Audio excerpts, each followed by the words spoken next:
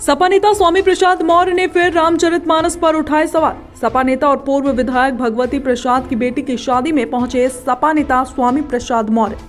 पूर्व डीजीपी शुल्खान सिंह द्वारा उनके बयान का समर्थन करने पर बोले स्वामी प्रसाद, देश में दलितों, पिछड़ों और आदिवासियों को अधिकार दिलाने की आवाज का लोग कर रहे हैं समर्थन। रामचरितमानस पर प्रतिबंध लगाने की नहीं कही बात। ग्रंथ की कुछ चौपाइयों के अंश से आपत्तिजनक। स्वामी, सभी धर्मों का सम्मान करता हूँ, गाली देना, अपमानित करना धर्म नहीं हो सकता।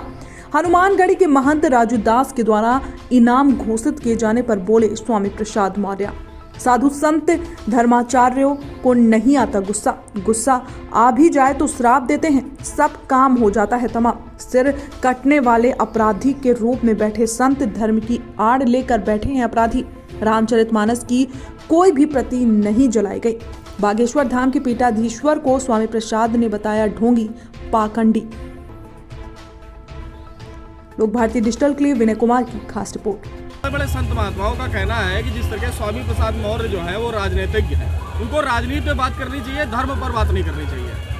मतलब हमने तो पहले ही कहा, मैं सभी धर्मों का सम्मान करता हूँ, लेकिन गाली देना धर्म नहीं हो सकता। किसी को अपमानित करना धर्म नहीं है। धर्म मानव कल्याण और मानव सशक्तिकरण के लिए होता है। अगर किसी धर्म के किसी कार्य से एक वर्ग विशेष, जाति विशेष और वर्ण विशेष का अपमान हो रहा है तो धर्म का हिस्सा नहीं हो सकता। हनुमानगढ़ी के महंत ने आपके ऊपर इनाम घोषित किया है। उन्होंने कहा है कि आप गर्दन काट के लाने वालों को 21 लाख रुपए का इनाम दिया जाएगा। इस पर क्या कहना आपका? उस पर तो बात बहुत साफ है।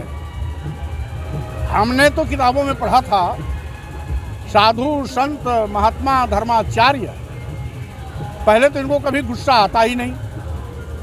पूरे जिंदगी में अगर एक आध बार गुस्सा आ भी गया तो बैठे बैठे श्राप देते हैं, सब काम तमाम हो जाता है। लेकिन अच्छा हुआ उनके बयान से उनका असली चेहरा आ गया कि धर्माचार्य के रूप में एक कुख्यात अपराधी मेरा सिर काटने के लिए 21 लाख रुपए का इनाम दे रहा है। अगर उनको जब तक में विश्वास होता तो अयोध्या में बैठे बैठे श्राप दे करके स्वामी प्रसाद मौर्य को स्वाहा कर सकते थे।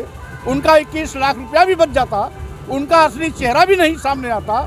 और अब तो खुल गया मामला कि धर्म के चादर ओढ़कर ऐसे कुख्यात हिस्सी अपराधी जो काट मार,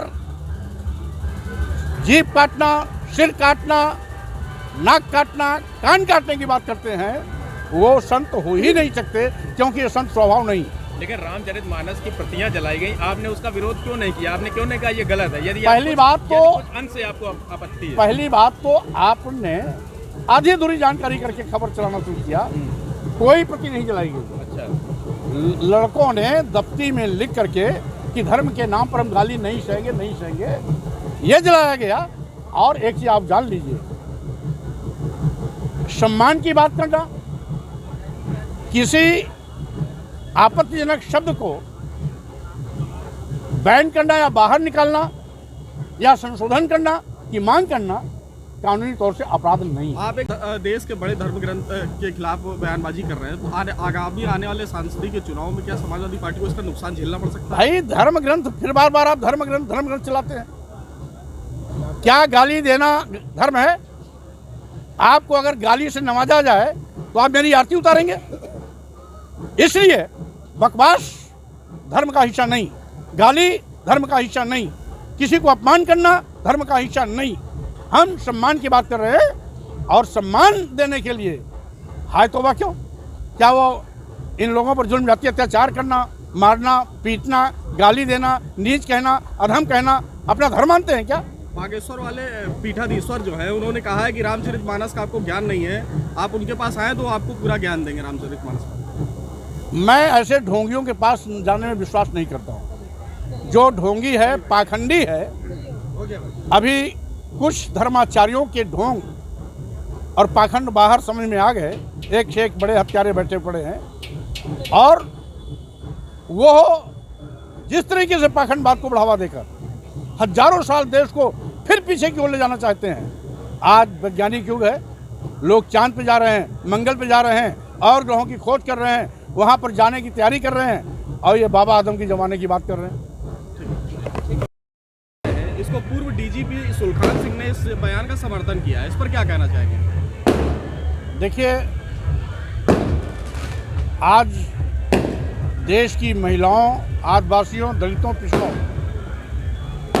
को सम्मान दिलाने के लिए अगर आवाज़ उठी है तो पूरा देश एक साथ खड़ा है। साथ ही साथ कुछ चंद मुट्ठीबल लोग जो आदिवासियों, दलितों, पिछड़ों, महिलाओं को अपमानित करना अपना धर्म मानते हैं, जो धर्म के नाम पर इनको नीच, अधम, मारने पीटने का पात्र, अपमान किए जाने का पात्र बताते हैं, उन्हीं अकेले के पेट में दर्द है। शेष पूरे देश के लोग, बुद्धिजीवी हो या गांव का आम आदमी हो, सब एक मत एक साथ खड़ा है। लेकिन आपने इस तरीके से कह दिया है कि रामचरितमानस पूरा इसको बैन कर देना चाहिए, तो क्या ये पूरे तरीके से एक धर्म ग्रंथ को ही आप विरोध में आ गए आप? अब पहली बात तो ये कि 8 दिन से लगातार विवाद, ये प्रकरण चल रहा है, बहस चल रही है और 8 दिन में आपने गंभीरता से आज तक ये नहीं जान पाया कि मैंने क्या कहा था। हवा में प्रश्न उछालने के पहले आपको जानकारी होनी चाहिए। मैं सभी धर्मों का सम्मान करता हूँ, रामचरितमानस से भी हमारा कोई मतलब नहीं है। कुछ चौपाई के वो अंश जिससे इस देश के शूद्र समाज में आने वाली जातियों को जाति सूचक शब्दों का प्रयोग कर नीच कहा गया, अधम कहा गया, शूद्रों को, महिलाओं को मारने पीटने, प्रताड़ित किए जाने का पात्र बताया गया। शूद्र कितना भी विद्वान, पढ़ा लिखा और कितना बड़ा ज्ञाता क्यों न हो, उसका सम्मान नहीं करना चाहिए। ये कहाँ का न्याय है? आपने रामचरितमानस को बैन करने की बात कही, आपने कहा रामचरितमानस को बैन कर देना चाहिए। मैं जो कर रहा हूँ उसको सुनिए, अपनी भाषा मेरे मुंह में मत डालिए। देश के